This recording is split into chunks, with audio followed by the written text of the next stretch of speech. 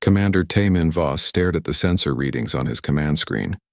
The numbers made no sense. After 3,000 years of stability, the ancient barrier around the Sol system was changing. "Commander, are you seeing this?" Lieutenant Dalsu called from the navigation station. His blue-scaled reptilian hands moved quickly over the controls. "The energy readings are jumping all over the place." Taemin nodded slowly. His mixed heritage always made him feel different from his crew. Half Altarian, half something else he never quite understood. His pale skin and dark eyes stood out among the various alien species that made up the Cosmic Alliance fleet. "Run a full-spectrum analysis. I want to know everything about these fluctuations." The bridge of the Alliance cruiser Starwind buzzed with activity. Officers from a dozen different worlds worked at their stations. Some had tentacles instead of arms. Others breathed methane through special masks. But they all shared the same confused expressions as they watched their instruments. "Sir, the barrier has been solid for over 3 millennia," said Chief Engineer Bong Su, a tall insectoid with 4 arms. "Our records show it never changed." "Not once." Taemin walked to the main viewing screen. In front of them hung a shimmering wall of energy that surrounded an entire star system. The barrier stretched in all directions, forming a perfect sphere around the yellow star and its planets. No ship had ever passed through it. No signal had ever come out. "What do we know about what's inside?" Taemin asked. "Very little, Commander," replied Dr. Bora Chenkalis, the ship's xenoarchaeologist. She was one of the few pure humans in the Alliance, though her family had lived on the outer colonies for generations. Her Korean features reminded Taemin of something he couldn't place. "The star is classified as Sol. It has several planets. One might be habitable, but the barrier went up before anyone could explore properly." Taemin frowned. "Who built this thing?" "The architects," Bora said quietly. "It's one of their last known constructions before they disappeared." Every being on the bridge fell silent. The architects were legend throughout the galaxy. They had built impossible structures on 1,000 worlds, cities that floated in space, machines that could move stars. Then one day they vanished without explanation. That was over 4,000 years ago. "The architects never built prisons," said Taemin. "They built tools, libraries, gateways between worlds. Why would they lock away an entire system?" "Maybe they weren't trying to keep others out," suggested Lieutenant Dalsu. "Maybe they were trying to keep something in." The thought sent chills through the bridge crew. What could be so dangerous that the most advanced race in galactic history would need to lock it away? "Commander," called the communications officer, a jellyfish-like being floating in a water tank. "We're receiving a priority message from Alliance Command. Admiral Hyunwoo wants to speak with you directly." The main screen flickered and showed the weathered face of Admiral Hyunwoo Zendari. The old warrior had served in the Alliance military for over 60 years. His cybernetic eye glowed softly as he studied the bridge crew. "Commander Voss," the Admiral said. "What's your situation?" "The barrier is showing energy fluctuations, Admiral. After 3,000 years of stability, something is changing." Admiral Hyunwoo's expression grew serious. "We've detected the same readings from long-range sensors. Command is sending a full archaeological team to your location. Dr. Bora, are you still aboard?" "Yes, Admiral." Bora stepped forward. "Good. You'll be leading the investigation. There are architect ruins on 7 nearby worlds. I want them searched immediately. If this barrier is failing, we need to know why." "Failing?" Taemin asked. "Sir, what if whatever is inside is meant to stay inside?" The Admiral was quiet for a long moment. "That's what we're going to find out, Commander. The Alliance Council has reviewed the situation. If the barrier continues to weaken, we may have no choice but to make contact with whatever is behind it." Over the next 3 days, Bora's archaeological teams worked around the clock. They found architect ruins on nearby worlds that hadn't been properly studied in centuries. Most of the ancient structures were empty. Their builders had left behind only mysterious symbols carved into walls that seemed to shift and change when no one was looking. But on the 4th day, they found something different. "Commander Voss, you need to see this." Bora's voice crackled over the communication system. She was on the surface of Kepler 442c, exploring ruins that were older than most civilizations.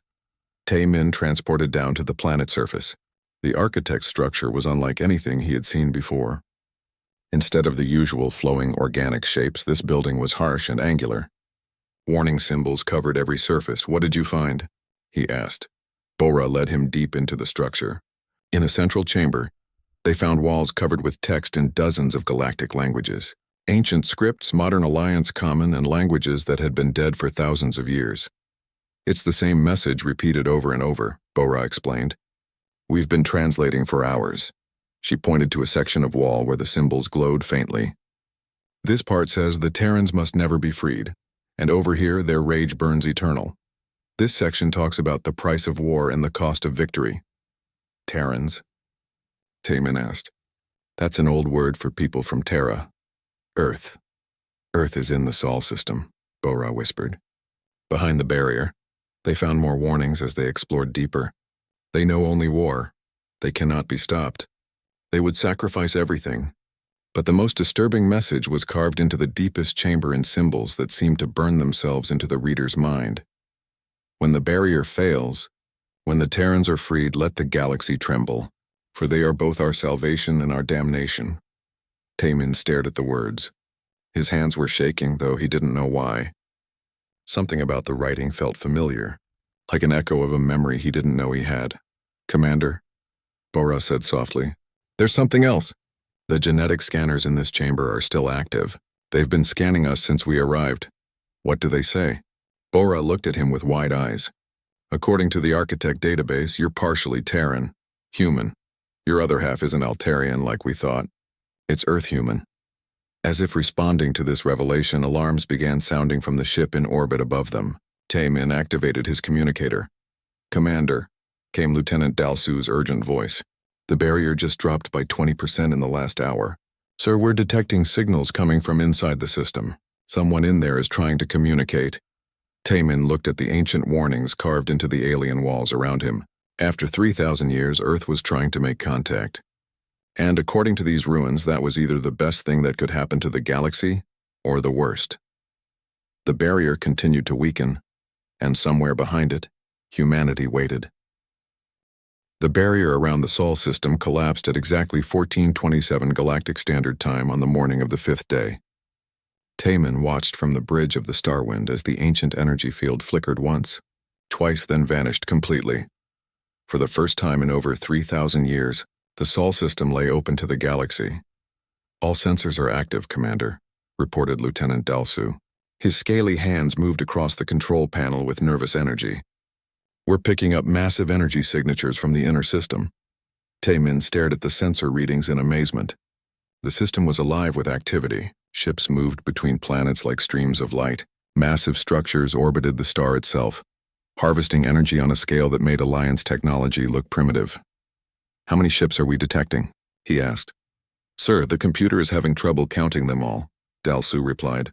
At least 50,000 vessels in the inner system alone. Some of them are the size of small moons. Dr. Bora looked up from her archaeology station. Commander, we're receiving a transmission. It's coming from the third planet. Put it on screen. The main display flickered and showed the face of a human male. He looked to be in his 30s with black hair and dark eyes. Behind him, Taman could see what appeared to be a military command center, filled with people working at advanced control stations. This is Captain Jihoon Park of the Earth Defense Force, the human said in clear Alliance common. We've been monitoring your approach.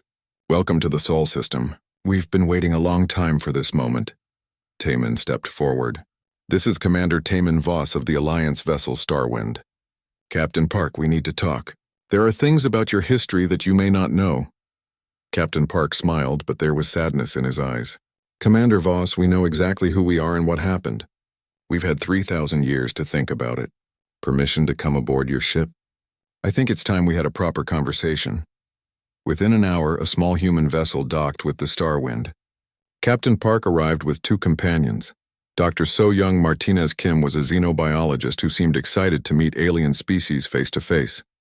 General Wu Jin Thompson was an older human with silver hair and the bearing of a career soldier. The Alliance crew stared as the humans walked through the corridors. They looked so ordinary. 2 arms, 2 legs, no special abilities that anyone could detect. Yet the ancient warnings spoke of them as the most dangerous beings in galactic history.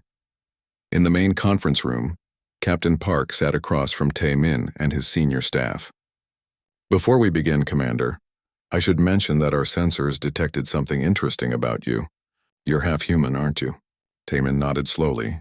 I just learned that myself. I always thought I was half Altarian. Your human ancestors were probably part of the colony ships that left Earth before the barrier went up, explained Dr. So Young. Some humans managed to escape and settle in other systems. Over the generations, they integrated with local populations. General Thompson leaned forward. Commander, what do your records say about the war? What war? Asked Bora. The three humans exchanged glances. The Human Galaxy War, Captain Park said quietly. 4,000 years ago. It lasted 200 years. Earth versus everyone else. Lieutenant Dalsu's scales changed color, a sign of shock among his people. That's impossible. Earth has a population of what, a few million? The galaxy has trillions of beings. Earth had 8 billion humans when the war started, General Thompson said. We had 12 billion when it ended. The rest of the galaxy had over a quadrillion beings across thousands of worlds. How did you survive? Taman asked. Dr. So Young activated a small device that projected a three-dimensional image. We learned to fight differently. While other species focused on bigger ships and more weapons, we focused on understanding the universe itself. The image showed human ships that seemed to bend space around them. We discovered how to manipulate matter at the quantum level. We learned to convert energy directly into matter and back again. Our ships could fold space-time to appear anywhere instantly. That should be impossible, whispered Chief Engineer Bongsu. Not impossible, Captain Park replied. Just very, very dangerous. Our weapons could target specific molecular structures. We could make enemy ships simply fall apart by disrupting their atomic bonds. General Thompson continued. But the real advantage was our military doctrine. Other species fought to win battles. We fought to win wars.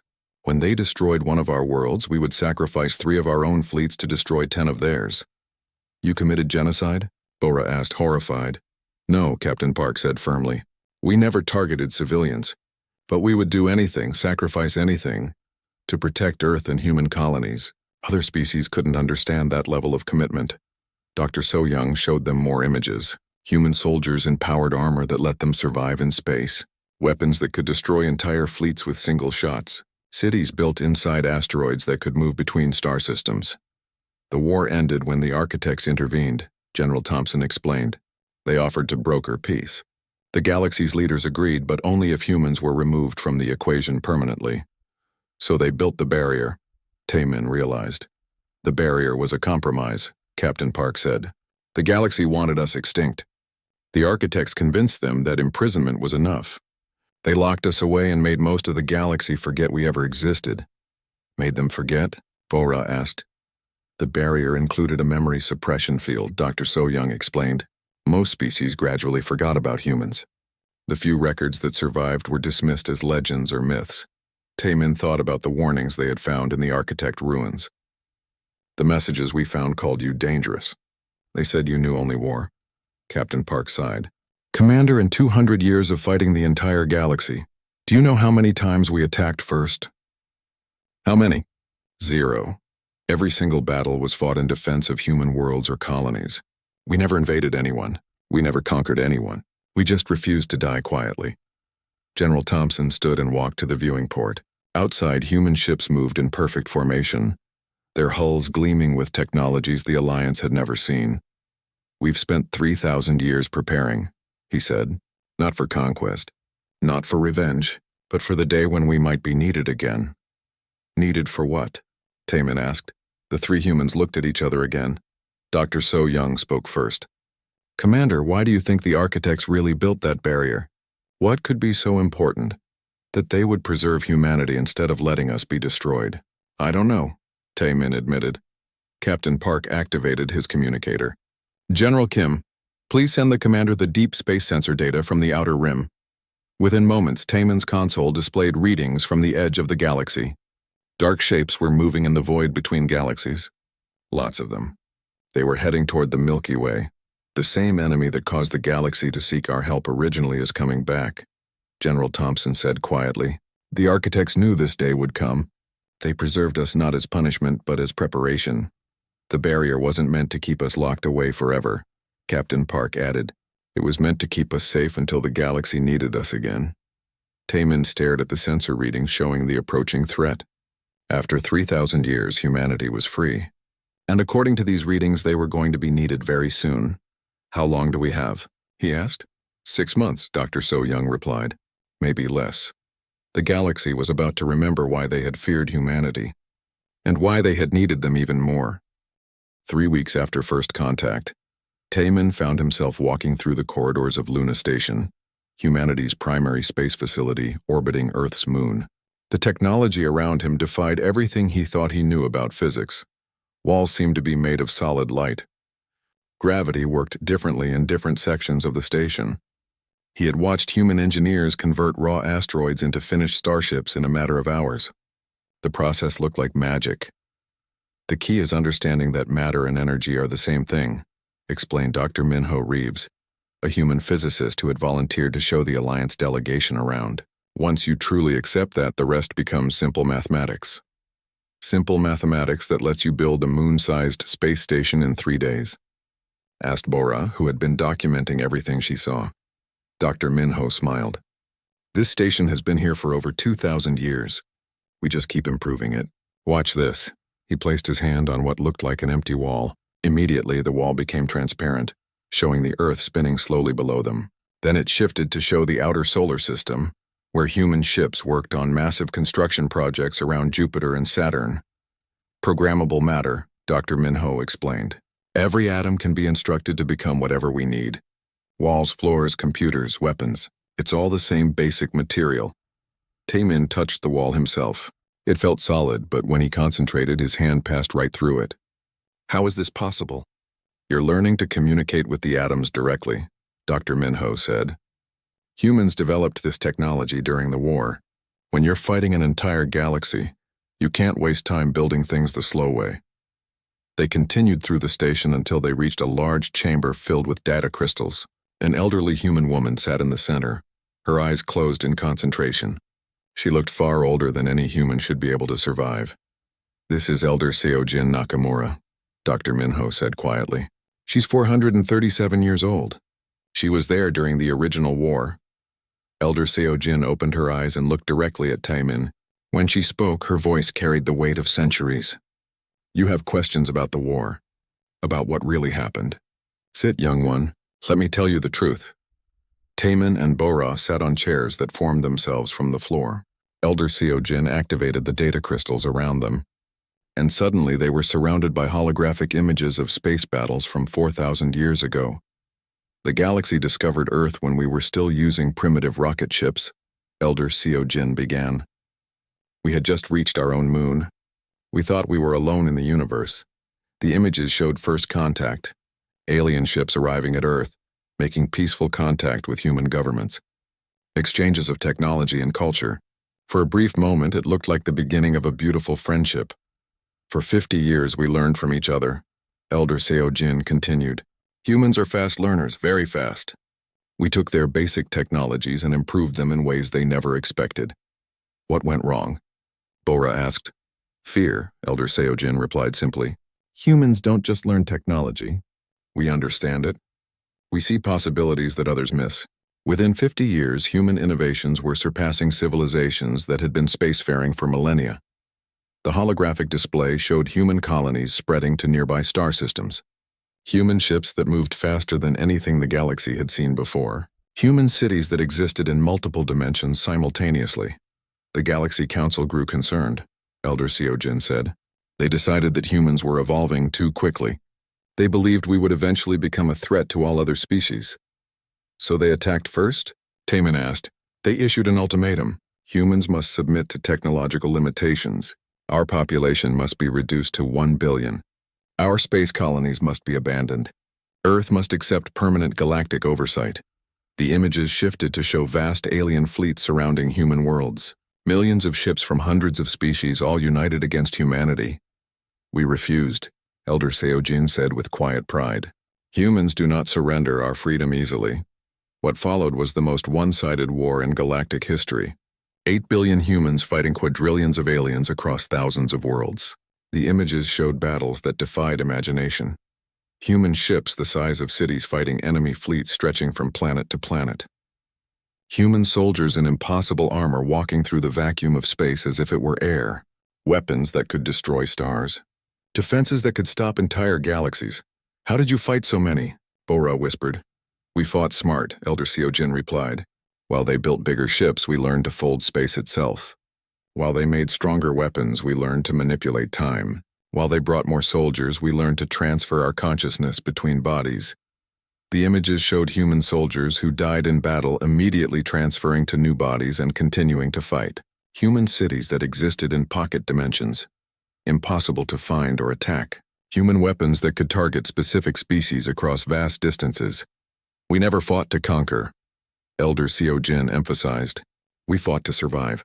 Every innovation was defensive. Every weapon was built to protect human worlds. But you were winning, Taemin observed. We were surviving, Elder Seojin corrected. But at a terrible cost. Each victory required sacrifice.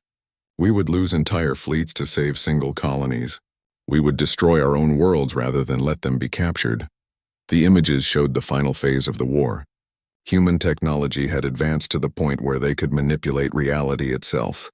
They could make enemy fleets simply cease to exist. They could create new matter from pure thought. The galaxy was terrified, Elder Seojin said. Not because we were evil, but because we would not stop. We could not stop. As long as one human lived, we would keep fighting for the freedom of all humans. So they called in the architects, Bora realized. The architects offered a solution that satisfied everyone. Humans would be contained, but not destroyed.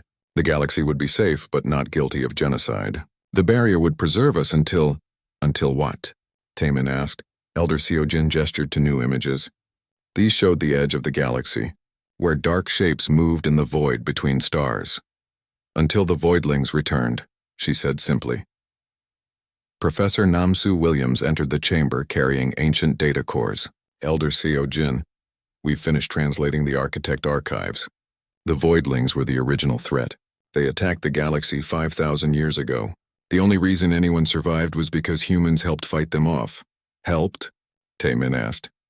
Young human civilizations were recruited as allies, Professor Namsu explained. Human adaptability and innovation were exactly what the galaxy needed against an enemy that consumed entire star systems. But after we helped defeat the voidlings, the galaxy grew afraid of what we might become. Elder Seojin continued.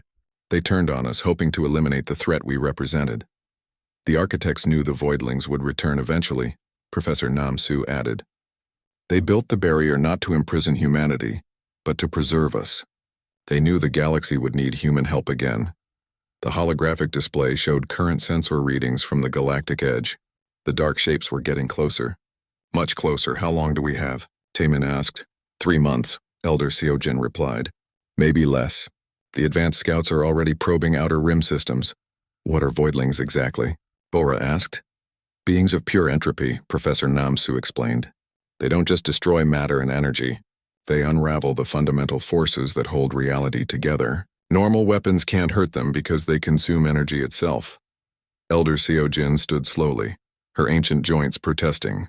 This is why we spent 3,000 years preparing. Not for revenge against the galaxy that imprisoned us, but for the day when we would be needed to defend it again. Will you help? Taemin asked. Elder Seojin smiled, and for a moment she looked like the young soldier she had been centuries ago. Young commander, humanity has never abandoned our friends, even when they abandoned us first. We will fight the voidlings, we will save the galaxy, and we will ask for nothing in return except the right to exist. Outside the station, human ships were already mobilizing. After 3,000 years of preparation, humanity was ready for war. The first Voidling scout ships appeared in the Kepler system at dawn on the 42nd day after the barrier fell. Taemin watched the attack from the bridge of his ship. Now part of a combined human alliance fleet, positioned at the galaxy's edge. All alliance vessels. This is Admiral Hyunwoo, came the voice over the communication system. We are detecting massive energy signatures at the edge of sensor range. Prepare for contact. Through the viewing screen, Taemin could see the Voidling ships approaching. They looked wrong somehow. Where normal ships had solid hulls and visible engines, these vessels seemed to be made of empty space itself.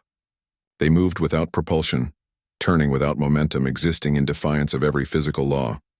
Commander, our weapon systems are online, reported Lieutenant Dalsu. His scaly hands trembled as he worked the controls, but the targeting computers can't lock onto those ships. That's because they're not really ships, said Admiral Young-Ho Kim, the human fleet commander, who had joined them on the bridge. Voidlings don't build technology. They become it. Those vessels are living creatures shaped like starships. The Alliance fleet opened fire first. Thousands of energy beams and missile strikes hit the approaching voidlings directly. The weapons should have destroyed entire planets. Instead, they simply vanished the moment they touched the dark ships. They're absorbing our attacks, Bora said in horror. Every shot we fire is making them stronger. Alliance fleet, cease fire immediately, Admiral Young-Ho commanded. Standard weapons are useless. All Alliance vessels fall back to defensive positions. The Voidling scouts moved through the Alliance formation like ghosts. Where they passed, Alliance ships began to come apart, not exploding or burning, but simply unraveling at the molecular level. Hull plates separated from frameworks. Electronic systems turned to dust. Crew members aged decades in seconds. They're not just destroying matter, Admiral Young-Ho explained grimly. They're unraveling the fundamental forces that hold atoms together. In a few more minutes, this entire system will cease to exist. What can we do? Taemin asked. Watch and learn, Admiral Young-Ho replied. From the inner system came the human response. Ships that looked nothing like traditional vessels emerged from folded space. Some appeared to be made of solid light. Others seemed to exist in multiple dimensions simultaneously. The largest ones were clearly impossible, their hulls bigger on the inside than the outside. Human fleet engaging enemy, came the voice of Captain Yoon G. Roberts over the communication system. All Alliance vessels maintained distance. Our weapons work differently. The human ships didn't fire energy beams or launch missiles. Instead, they began to sing. Taemin felt the vibrations through his ship's hull. It wasn't sound traveling through space. It was reality itself resonating at specific frequencies. The Voidling ships, which had been absorbing everything the Alliance threw at them, suddenly began to writhe in apparent pain. Consciousness-based warfare, Admiral Young-Ho explained. Voidlings exist partially outside normal spacetime. The only way to hurt them is to attack the quantum foundations of their existence. One of the human vessels, a beautiful ship that seemed to be made of crystallized thought, positioned itself directly in front of a Voidling destroyer. Instead of weapons, it projected what looked like pure human will into space. The Voidling ship began to dissolve, not breaking apart like the Alliance vessels had, but fading away as if it had never existed at all. How are they doing that? Bo-Ra whispered. Humans learned during the original war that consciousness and reality are connected, Admiral Young-Ho replied. We can impose our will directly onto the quantum level. We literally think the Voidlings out of existence. But the cost was immediately obvious. The human ship that had destroyed the Voidling began flickering in and out of reality. Its hull became transparent, then solid, then transparent again. Captain Roberts' report. Admiral Young-Ho called. We've neutralized the scout ship, Admiral, came the strained reply. But we're losing cohesion. The crew is having trouble maintaining the reality interface. Understood. Fall back for restoration. Taemin watched as the human ship retreated to a safe distance. Other human vessels surrounded it and somehow transferred energy that helped it become solid again. The entire process looked like magic. What just happened? He asked. Consciousness-based weapons require the user to partially exist outside normal reality, Admiral Young-Ho explained. It's incredibly dangerous. Some crews don't make it back. The battle continued for 6 hours. The human fleet systematically hunted down each Voidling scout, using weapons that worked on principles the Alliance had never imagined. Reality manipulation devices that could rewrite the laws of physics in small areas. Quantum consciousness projectors that attacked the enemy's very existence. But for every Voidling destroyed, human ships paid a price. Some faded away entirely, their crews lost between dimensions. Others aged rapidly, decades passing in minutes. A few simply stopped existing, leaving empty spaces where they had been. Casualties? Admiral Young-Ho asked when the last Voidling scout was destroyed. 17 ships lost, reported Captain Roberts. 230 crew members missing in quantum space. 43 ships requiring reality stabilization. Acceptable, Admiral Young-Ho replied, though his voice carried the weight of those losses. Acceptable? Taemin asked in shock. You lost thousands of people. Commander, those were just scouts, Admiral Young-Ho said quietly. The main invasion force has millions of ships. If we're going to save the galaxy, losses like this are unavoidable. As if summoned by his words, new alarms began sounding throughout the fleet. Long-range sensors were detecting massive movements at the galactic edge. "Admiral, this is Deep Space Station 7, came an urgent voice over the communication system. "We're detecting a massive gravity disturbance beyond the outer rim. Something big is coming through from intergalactic space." The main viewing screen shifted to show sensor readings from the edge of the galaxy. The displays showed dark shapes emerging from the void between galaxies. Thousands of them, then tens of thousands, then hundreds of thousands. "The main invasion force," Bora whispered. Admiral Young-ho activated the fleet-wide communication system. "All vessels, this is Admiral Kim. The Voidling invasion fleet has arrived. Estimated enemy strength is 2 million combat vessels of various sizes. Time to contact with Outer Rim colonies is 6 days." The communication channel filled with panicked voices from Alliance commanders. How could anyone fight 2 million ships that could absorb conventional weapons and unravel reality itself? "Admiral Young-ho, this is Admiral Hyunwoo. What are our options?" "Limited," the human replied honestly. "We can hurt them, but not with conventional tactics. This will require total commitment from both human and Alliance forces." "What do you need from us?" Admiral Hyunwoo asked. "Evacuation of all Outer Rim worlds, establishment of refugee camps in the core systems, and—" Admiral Young-ho paused. "We need Alliance crews willing to volunteer for consciousness interface training." "Consciousness interface?" Taemin asked. "The only way to fight Voidlings effectively is with reality manipulation weapons. But those weapons require a connection between the user's consciousness and the ship's quantum systems. Most alien nervous systems can't handle the process." "Most," Bora said. "Some can adapt. Humans with mixed heritage often do well. Pure humans are ideal, but we don't have enough of them." Admiral Young-ho looked directly at Taemin. "Commander, your genetic profile suggests you could interface with our systems. We could use officers like you." Taemin stared at the sensor readings showing the approaching invasion. 2 million ships that could unravel planets. The only defense was technology that could kill its users. "What would I have to do?" he asked. "Allow us to modify your nervous system to interface with quantum reality. Learn to think in ways that can impose order on chaos. Accept that you might not survive the process." "And if I refuse?" Admiral Young-ho gestured to the sensor display. "Then in 6 days the Voidlings reach the first inhabited systems. In 6 months they reach the core worlds. In 6 years this galaxy is completely consumed." Taemin looked at Bora, who nodded encouragingly. He thought of all the worlds he had visited, all the different species working together in the Alliance. All of them would die if the Voidlings weren't stopped. "What do I need to do?" he asked. "Report to the human medical bay in 1 hour," Admiral Young-ho replied. "And Commander?" "Thank you. The galaxy will never know what you're risking for them, but humanity will remember."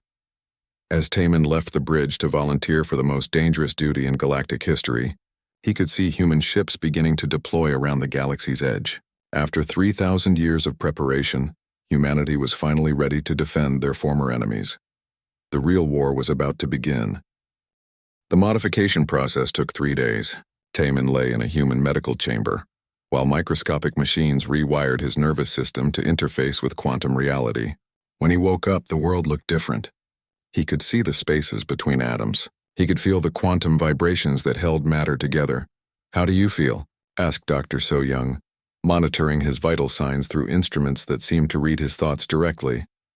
"Strange," Taemin replied. "I can sense things that shouldn't be possible. It's like I can feel the universe thinking. That's normal for the first few days. Your brain is learning to process quantum information. Try moving that cup without touching it."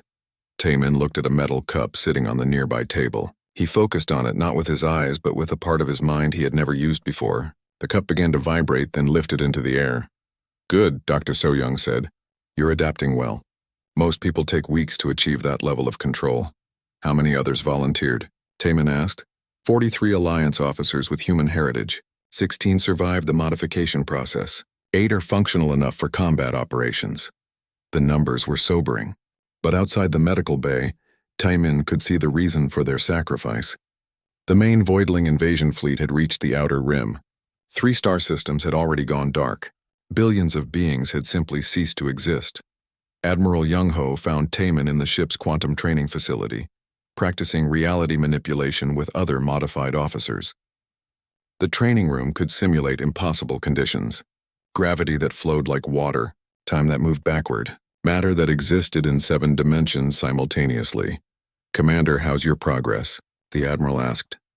"I can manipulate small objects and simple energy patterns," Taemin reported.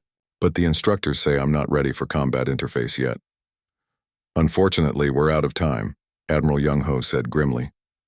"The Voidlings have broken through our outer defenses. They're heading for the core systems. All available crews are being deployed immediately." Through the facility's viewing screens, Taemin could see the full scale of the human response. Ships appeared from folded space throughout the galaxy, not just hundreds or thousands, but hundreds of thousands. Vessels of impossible design emerged from pocket dimensions where they had been hidden for millennia. "How many ships do you have?" he asked in amazement. "Every human who survived the original war has been preparing for this day," Admiral Young-ho replied. "We've built ships in hidden dimensions, trained crews in parallel realities, developed weapons in spaces that exist outside normal time. Today we deploy everything." The command came 6 hours later. All ships were to converge on the Voidling main force at the galactic core. It would be the largest space battle in recorded history. 2 million Voidling vessels, against the combined might of humanity and their alliance.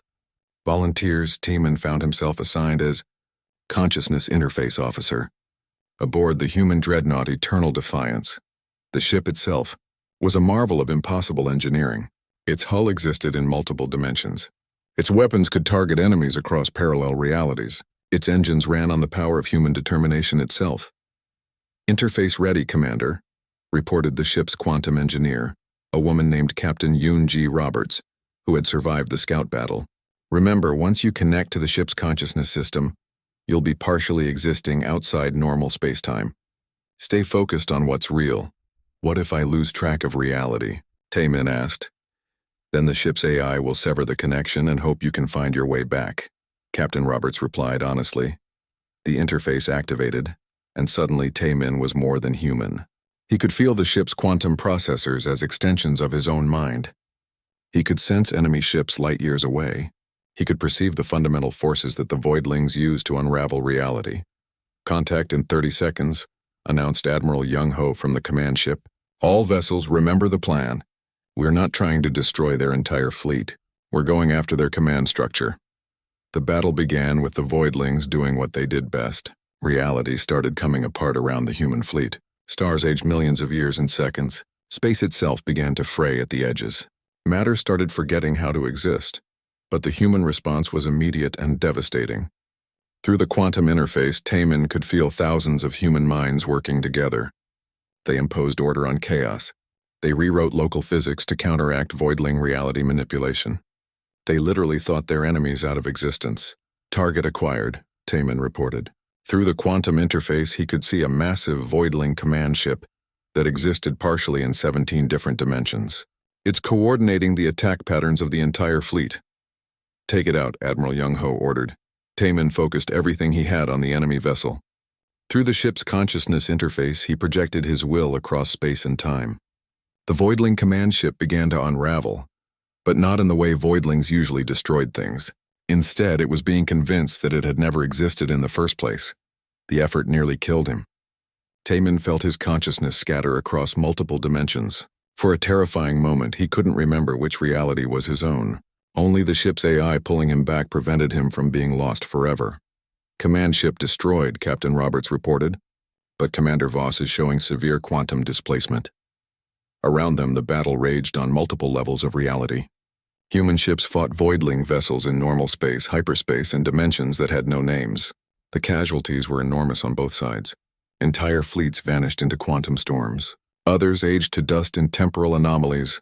But slowly, impossibly, the humans began to win. "All Voidling command vessels have been eliminated," reported Admiral Young-ho. "Their fleet is beginning to lose coordination. Without their leaders, the Voidling invasion began to collapse. Individual ships continued to fight, but they no longer worked together. Human tactical superiority began to show. Ships that could exist in multiple dimensions simultaneously, weapons that attacked across parallel timelines, defenses that made attacking vessels forget why they wanted to fight. The final phase of the battle lasted 18 hours. When it ended, the galaxy was littered with the wreckage of impossible ships and the remains of beings that had existed outside normal reality. Casualty report. Admiral Young-Ho requested. Human losses, 47% of all vessels, Captain Roberts replied. Alliance volunteer losses, 89%. Voidling fleet completely eliminated. Taemin, still recovering from quantum displacement, looked around at the aftermath. Space itself was scarred from the reality-warping weapons that had been used. Some areas would probably never heal completely. Was it worth it? He asked. Elder Seo Jin, now over 500 years old, appeared on the communication screen from Earth. Commander, look around you. Every star you can see still exists. Every world still has people living on it. Every species in this galaxy will wake up tomorrow because of what happened here today. But the cost was what we always knew it would be. Elder Seo Jin replied gently. Humans don't fight because we enjoy it. We fight because someone has to. We sacrifice ourselves so others don't have to. In the weeks that followed, the galaxy began to heal. The Alliance established new protocols for dealing with extragalactic threats. Human technology was shared freely with all member species. The quarantine laws that had isolated Earth were formally repealed. Taemin found himself promoted to Admiral and placed in charge of the new Quantum Defense Corps, a joint human alliance organization dedicated to protecting the galaxy from similar threats. Do you think they'll come back? Bora asked during the dedication ceremony for the memorial honoring those lost in the battle. Probably, Taemin replied, watching human and alien children playing together in the space station's gardens. But if they do, they'll find us ready. All of us working together.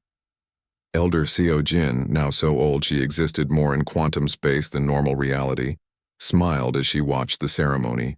Humanity had finally achieved what they had always wanted. Not to rule the galaxy, but to protect it. The secret that had left the galaxy trembling in fear was also the secret that had saved them all. Humans were dangerous not because they sought power, but because they would sacrifice everything for others, even those who had betrayed them. After 3,000 years of imprisonment, humanity was finally home, and the galaxy was finally safe.